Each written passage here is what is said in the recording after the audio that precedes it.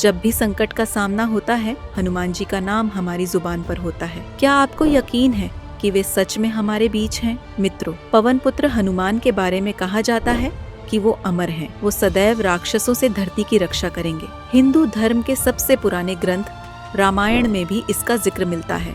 कहा ये जाता है कि हनुमान जी महाभारत की लड़ाई से ठीक पहले पांडवों से मिलने भी आए थे। मगर अब सैकड़ों साल बाद डिजिटल जमाने में भी क्या हनुमान जी वाकई में जिंदा हैं? मित्रों, इस बात पर हमेशा से ही बहस छिड़ती आई है। कहने को तो भगवान सभी के दिलों में वास करते हैं, मगर त्रेता युग के श्री हनुमान आज भी जिंदा हैं। इसके कुछ प्रमाण जरूर मिलते हैं, मगर वैज्ञानिक दृष्टि से देखें तो अभी भी इस पर मुहर नहीं लगी है। हनुमान शिव के 11वें रुद्र अवतार थे, यानी हनुमान को भगवान शिव का अवतार माना जाता है। महादेव से जुड़े कई ग्रंथों में इस बात का प्रमाण मिलता है कि त्रिकालदर्शी होने के चलते वो जानते थे कि भगवान राम के जीवन में आगे किस तरह की परेशानियां आने वाली हैं। पृथ्वी का कल्याण करने के लिए उन्हें प्रभु राम की आवश्यकता होगी। इसके अलावा यह भी उल्लेख मिलता है कि शिव ये जानते थे कि कलयुग में जब राम धरती पर न होंगे तो किसी ऐसे प्रभु की आवश्यकता होगी जो श्री राम की कृपा से उनका कल्याण कर सके। इसी वजह से भगवान हनुमान को शिव के सर्वश्रेष्ठ अवतार की संज्ञा दी गई है। साल 2014 में सोशल मीडिया पर फिर एक बार ये खबर आई थी।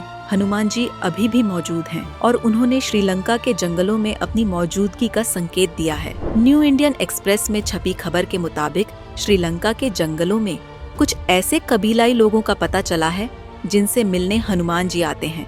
कहा गया है कि हनुमान जी साल 2014 में इस जनजाति के लोगों से मिलने आए थे। इसके बाद वे 41 साल बाद यानी 2055 में आएंगे। इस जनजाति के लोगों को मातंग नाम दिया गया है। इस कबीले का इतिहास रामायण काल से जुड़ा है। हनुमान जी को वरदान मिला था कि उनकी कभी मृत्यु नहीं होगी, यानी वे चिरंजीवी रहेंगे। भगवान राम के स्वर्ग सिद्धारने के बाद हनुमान जी अयोध्या से लौटकर दक्षिण भारत के जंगलों में लौट आए। उसके बाद उन्होंने फिर से समुद्र लांघा और श्रीलंका पहुंचे। उस समय हनुमान जी जब तक श्रीलंका के जंगलों में रहे, इस कबीले के लोगों ने उनकी सेवा की।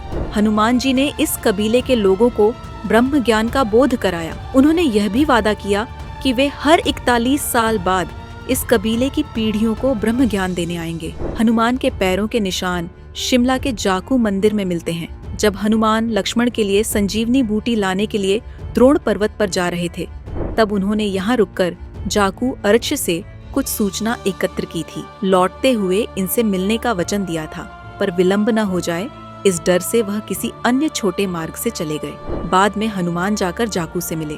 तब जिस स्थान पर हनुमान खड़े हुए थे, इनके जाने के बाद वहाँ इनकी प्रतिमा अवतरित हो गई। साथ ही यहाँ पर उनके पैरों के निशान भी मौजूद हैं।